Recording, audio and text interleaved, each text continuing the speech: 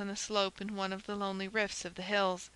She had seen it once, years before, when she had gone on a nutting expedition to the grove of walnuts below it.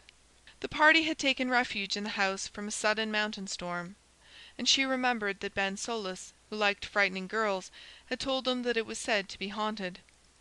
She was growing faint and tired, for she had eaten nothing since morning, and was not used to walking so far. Her head felt light, and she sat down for a moment by the roadside.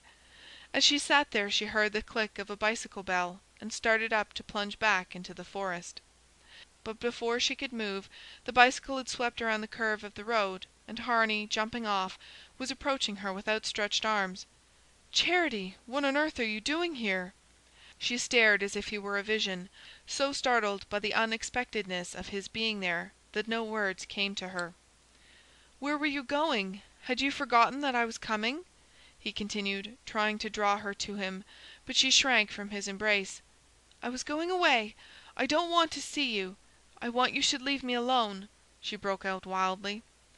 He looked at her, and his face grew grave, as though the shadow of a premonition brushed it. "Going away? From me, Charity?" "From everybody. I want you should leave me."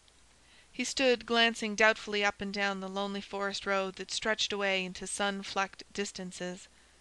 "Where were you going?" "Home." "Home. This way?" She threw her head back defiantly. "To my home, up yonder, to the mountain."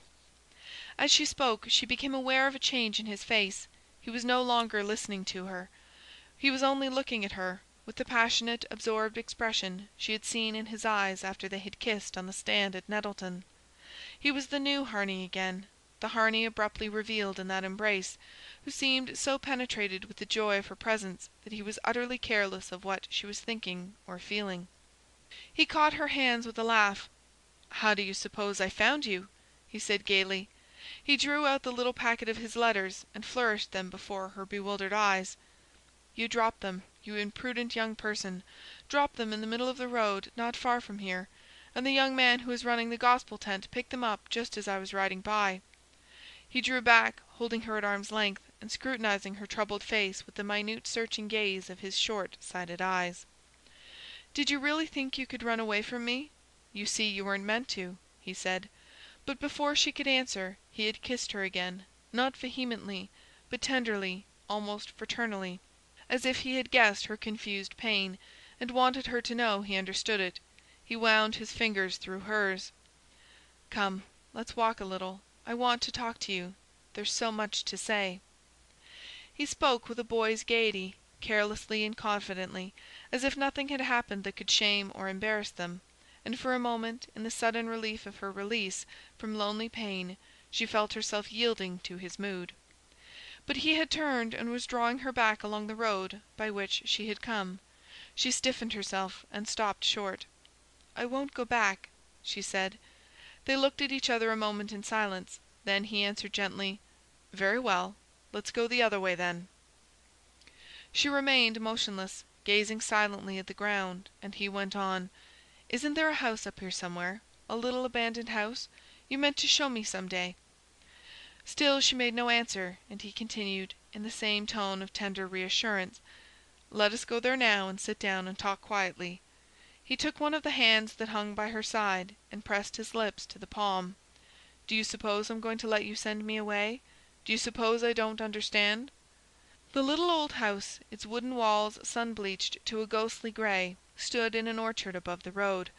The garden palings had fallen, but the broken gate dangled between its posts, and the path to the house was marked by rose-bushes run wild and hanging their small pale blossoms above the crowding grasses. Slender pilasters and an intricate fanlight framed the opening where the door had hung, and the door itself lay rotting in the grass, with an old apple-tree fallen across it. Inside, also, wind and weather had blanched everything to the same wan silvery tint. The house was as dry and pure as the interior of a long empty shell, but it must have been exceptionally well built, for the little rooms had kept something of their human aspect.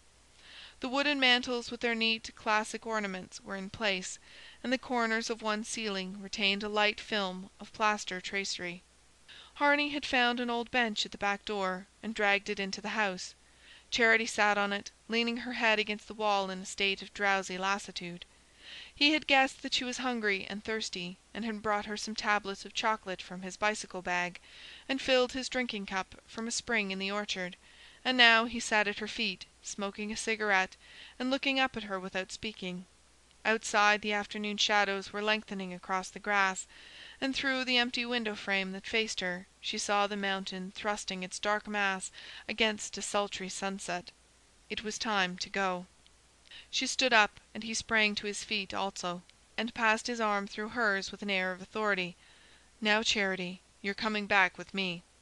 She looked at him and shook her head. "I ain't ever going back. You don't know." "What don't I know?" She was silent, and he continued. "What happened on the wharf was horrible. It's natural you should feel as you do. But it doesn't make any real difference. You can't be hurt by such things. You must try to forget.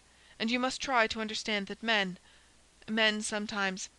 I know about men. That's why." He coloured a little at the retort, as though it had touched him in a way she did not suspect. "Well, then, you must know one has to make allowances. He'd been drinking." "I know all that, too. I've seen him so before. But he wouldn't have dared speak to me that way if he hadn't." "Hadn't what? What do you mean?" "Hadn't wanted me to be like those other girls." She lowered her voice and looked away from him. "So'st he wouldn't have to go out." Harney stared at her. For a moment he did not seem to seize her meaning. Then his face grew dark. "The damned hound! The villainous low hound!" His wrath blazed up, crimsoning him to the temples. "I never dreamed... Good God, it's too vile!" He broke off as if his thoughts recoiled from the discovery. "I won't never go back there," she repeated doggedly. "No," he assented. There was a long interval of silence, during which she imagined that he was searching her face for more light on what she had revealed to him, and a flush of shame swept over her. "I know the way you must feel about me," she broke out, "telling you such things." But once more, as she spoke, she became aware that he was no longer listening. He came close and caught her to him, as if he were snatching her from some imminent peril. His impetuous eyes were in hers, and she could feel the hard beat of his heart as he held her against it. "Kiss me again, like last night," he said, pushing her hair back as if to draw her whole face up into his kiss. End of chapter 11.